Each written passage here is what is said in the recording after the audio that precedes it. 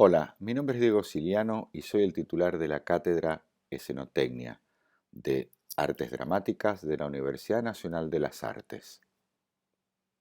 Hoy vamos a ver el segundo capítulo de la mirada simbólica a la mirada racional, la mirada prerrenacentista. En el capítulo anterior vimos cómo en el transcurso de los siglos se va desarrollando la representación en el arte medieval. La Iglesia, que comenzó a afianzar su poder en esta época, necesitaba de un arte figurativo, simbólico, como medio de comunicación, simple y directo, para un público en su mayoría analfabeto.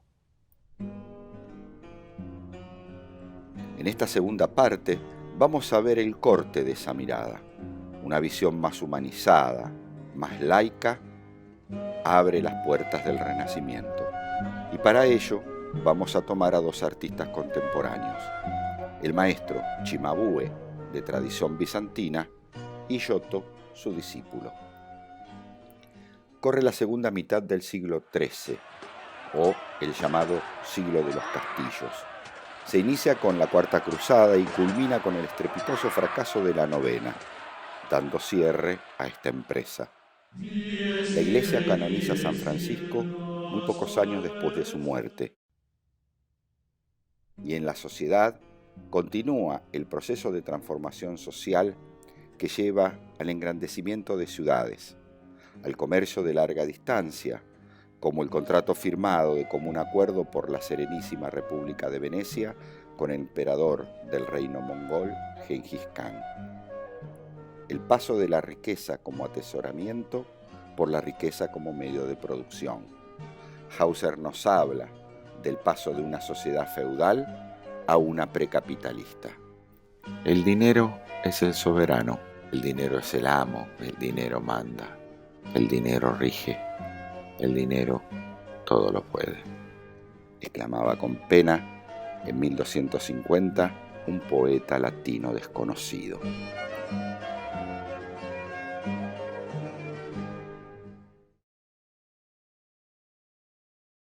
También este cambio se ve reflejado en la iconografía de la época. Vamos a ver la comparación de estos dos crucifijos. El primero de Ceni di Beppo Cimabue, que es el último maestro que atesora la tradición de la pintura bizantina. Esa forma de pintar que trajeron los cruzados cuando conquistaron Constantinopla, que los italianos llamaban a la griega. Y el otro está hecho por Giotto, su discípulo, que rompe la mirada que traía el maestro y abre un horizonte a una nueva forma de representación plástica. Estas cruces o íconos se colocaban en el iconostasio, que era una pared que en las iglesias antiguas dividía el presbiterio, que estaba destinado a los curas y al altar, de la nave o de la nave central donde estaban los fieles. Esta separación de esta pared desaparece después del Concilio de Trento. Podemos verlas muy claramente en este fresco pintado por Giotto en Asís sobre el pesebre del Grecho. Aquí podemos ver la pared flanqueada por una puerta central y arriba en rojo se ve el icono y el sistema que tenía para sostenerlo. Como aparte estaba inclinado hacia la visión de los fieles. Nosotros estaríamos viendo el presbiterio del lado de la curia. Otra observación que podemos hacer de esta obra es cómo las mujeres, por su cuestión de género, quedaban fuera del recinto del presbiterio. El crucifijo de Cimabue es un temple sobre tabla y está dañado por la inundación que hubo en 1966. Tiene 4 metros de altura, postura sinuosa del cuerpo, la cabeza caída de costado. Comienza a insinuarse un volumen con matices de luces y sombras. Es una figura humana muy ideal, estilizada, aunque la línea sigue muy presente. Un mórbido paño cubre su pelvis y partes de sus piernas y el tratamiento está logrado con una transparencia muy delicada, muy sutil. Esta es una visión del Cristo, un Cristo sufriente, a diferencia de los Cristos anteriores, Cristos triunfantes, de ojos abiertos, mirando al frente, erguido, cabeza rígida. No parece muerto, sino parece estar suspendido en la cruz. Una pintura bidimensional donde prevalece la línea y los colores planos, como los dos íconos que hemos visto a la derecha de la colección Barberini en Roma. Es una visión diferente del Cristo. Posiblemente puede deberse a la influencia del mismo San Francisco de Asís, que humaniza a la figura de Cristo. Ya no estamos con una figura que vence a la muerte, sino una figura que padece y que muere. La imagen se curva, el cuerpo pesa y no se sostiene, la cabeza apoya sobre un hombro y los ojos se cierran. Este Cristo, Cimabue, lo pinta 10 años antes y está en la Basílica de Arezzo. Esta imagen está restaurada, por eso vemos este acercamiento del rostro. Los ojos están cerrados y predomina el tratamiento de la línea.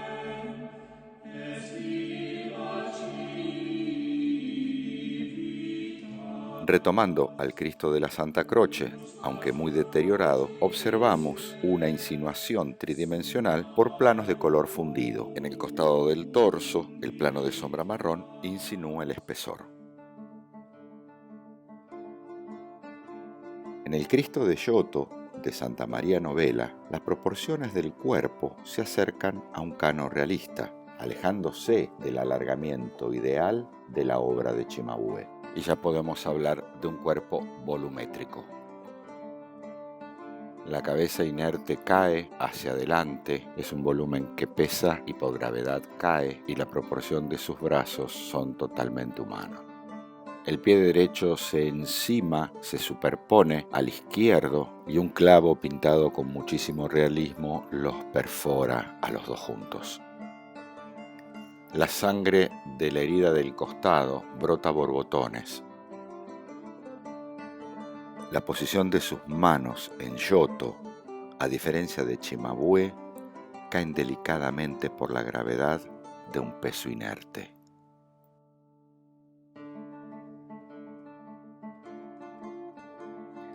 El tratamiento de la musculatura está dado por modelado de luces y sombras. El realismo con que está pintada las tetillas nos demuestran la observación anatómica de un cuerpo humano.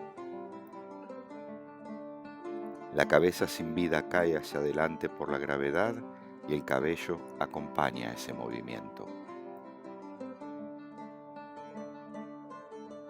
Estamos frente a otra mirada, una mirada más humanizada de lo divino, mucho más cercana, y devela un mensaje. Ese hombre crucificado sufrió y murió por nosotros.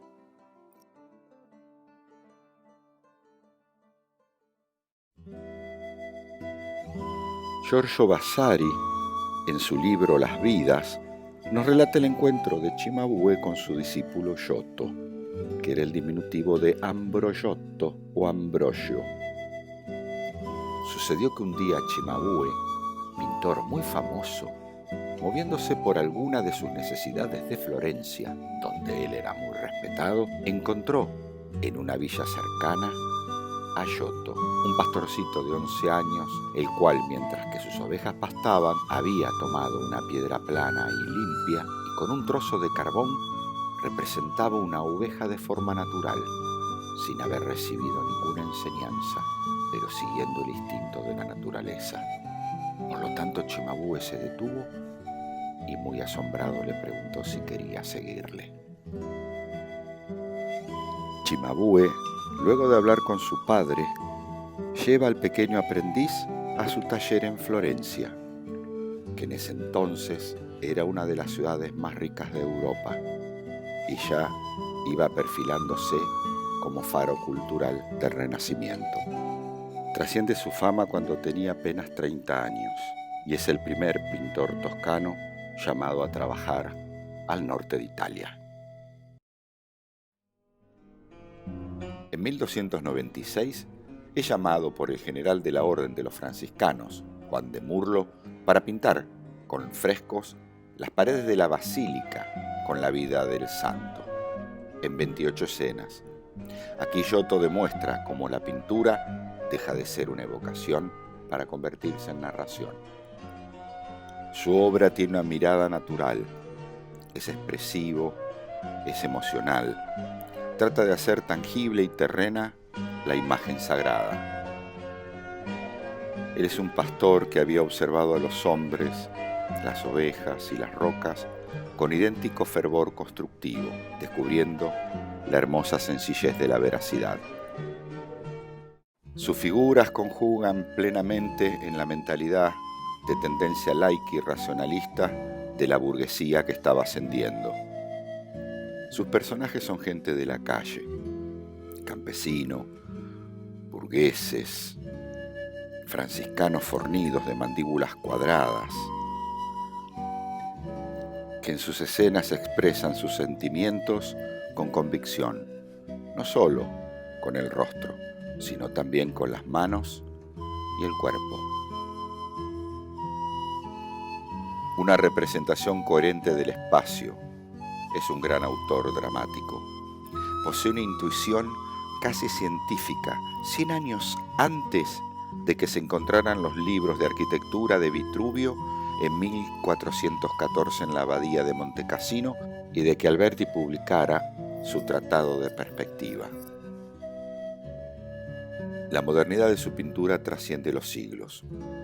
En el exorcismo de Arezzo vemos que frente a una iglesia gótica se halla el muro de la ciudad, del que sobresalen en perspectiva invertida los muros, casas, torres, tejados, dibujados con líneas quebradas y síntesis puras.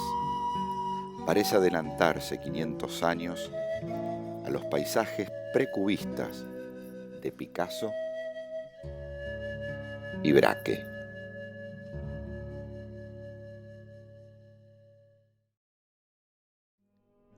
En el primer fresco pintado, un hombre simple extiende su capa a los pies de San Francisco en la plaza de Asís, frente al templo de Minerva.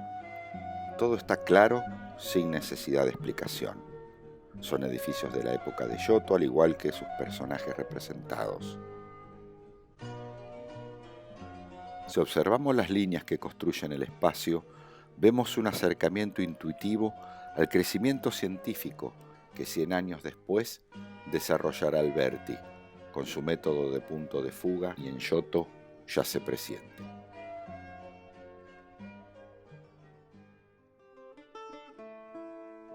En la Biblioteca Nacional de París se encuentra un libro de puesta en escena de un misterio, dirigido e ilustrado por Hubert Caillot. El espectáculo duró 25 días y cada día vimos cosas extrañas y maravillosas. Las máquinas del paraíso y del infierno eran absolutamente prodigiosas y la población podía tomarlas por magia, porque vimos la verdad. Los ángeles y otros personajes descienden desde muy altos, a veces visiblemente, a veces invisible, apareciendo de repente.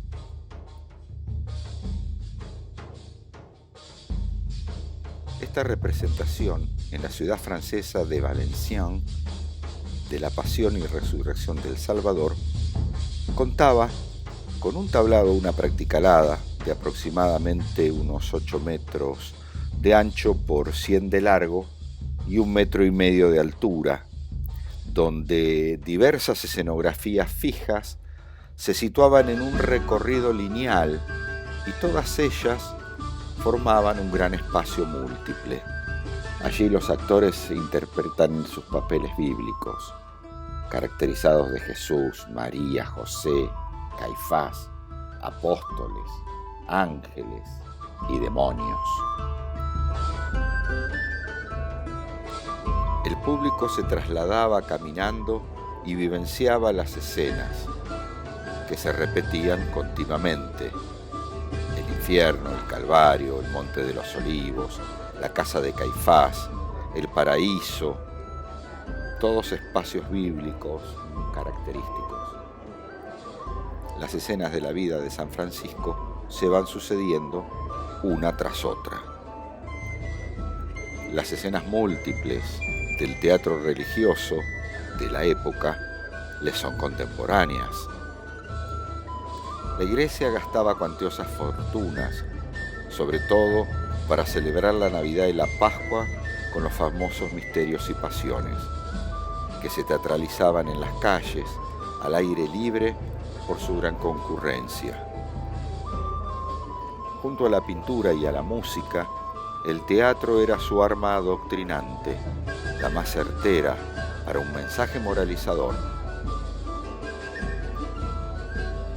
El teatro popular, aquel de los cómicos de la legua o el teatro de carretas que se hacían en espacios abiertos, en plazas, cul-de-sac, patios de castillos, era muy modesto, contando solo con un piso practicable y una tela de fondo colgada para esconder los cambios de vestuario y las entradas.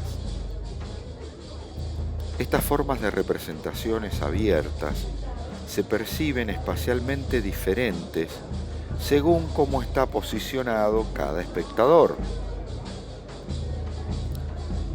Como un gran artífice de la escena, Giotto reúne las miradas. Toma la representación teatral y la focaliza con un marco delante, haciendo concentrar la mirada de todos los espectadores en ese marco, en ese límite visual, en ese límite escénico. De esta manera, no solo abre las puertas del Renacimiento, sino también que se adelanta al teatro cerrado, al teatro de caja italiana, al teatro de la boca de escena, que serán el común denominador de los espacios teatrales de los siglos por venir.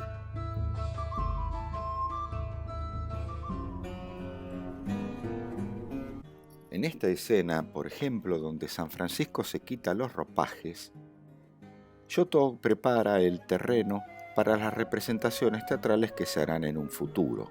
Si imaginamos una de las primeras cajas de escena, con su piso y fondo, el espacio está compuesto por una superposición de planos o trastos, que al estar pintados de forma ilusoria, sugieren una idea de profundidad. Ellos están montados sobre un mecanismo de carro y pértiga que corren de derecha a izquierda por escotillones abiertos en el piso del escenario, haciendo los cambios de escena. Esta forma de escenografía se utilizó desde fin del Renacimiento y durante todo el periodo barroco. Como es un claro ejemplo, el teatro de Český Krumlov en la República Checa, construido en 1676.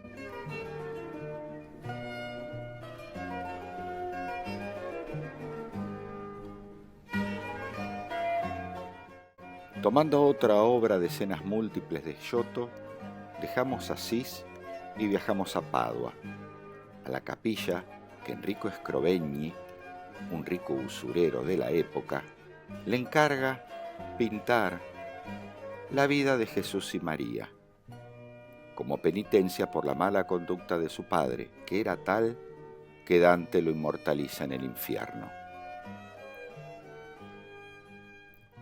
Enrico se hace pintar de rodillas, con el vestido púrpura que simboliza al penitente, ofrendando la maqueta de la capilla a la Virgen. El fresco de la deposición de Cristo se abre ante nuestros ojos como una escena de un profundo dramatismo. Diferentes grupos de personas expresan su angustia ante el suceso. Dos mujeres sentadas de espalda, en primer plano, cierran la escena haciendo más íntimo el momento. El cuerpo muerto apoya en las piernas de la Virgen, quien se acerca a besarlo al borde del llanto, mientras dos mujeres lo sostienen de las manos y de los pies. Distintas son las manifestaciones físicas que demuestran el grupo de mujeres de la izquierda y el dolor contenido expresado en las manos de los hombres de la derecha. Estos dos grupos de personas flanquean el gesto en escorzo de Juan, que se abalanza con los brazos abiertos. Como eco, los ángeles, sobrevolando la escena, profesan su desconsuelo. Esta escena, como la vista anteriormente en Asís del pesebre del Grello, preanuncia el tratamiento escenográfico de telones y trastos planos, que construirán el espacio escenográfico a partir del siglo XIX. Como está construida esta escenografía de la ópera Mazepa de Tchaikovsky, de una puesta del Teatro Bolshoi de 1884, telones, rompimientos y trastos planos pintados. En este otro frescos de las bodas de Caná, como sucede en la antecesora, la confirmación de la regla en Asís, aquí la escena parece estar construida por un fondo, el piso y tres trastos armados. El de atrás, paralelo a la boca de escena, y los otros dos en diagonal, sugiriendo perspectiva, conteniendo el espacio de un prisma donde la cuarta pared se desmaterializa frente al público, anticipando las escenografías que comienzan a desarrollarse durante el realismo de fines del siglo XIX.